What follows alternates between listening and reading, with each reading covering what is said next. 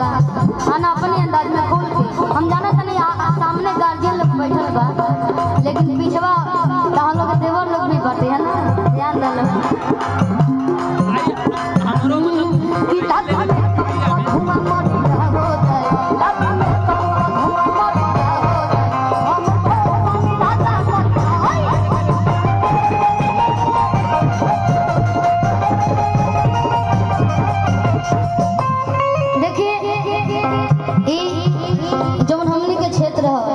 UP के क्षेत्र एजा के लोग जिसके फैन हो जाते हैं उसके हो जाते हैं, जिसके नहीं होते हैं उसके नहीं होते हैं, बात बाकी ना।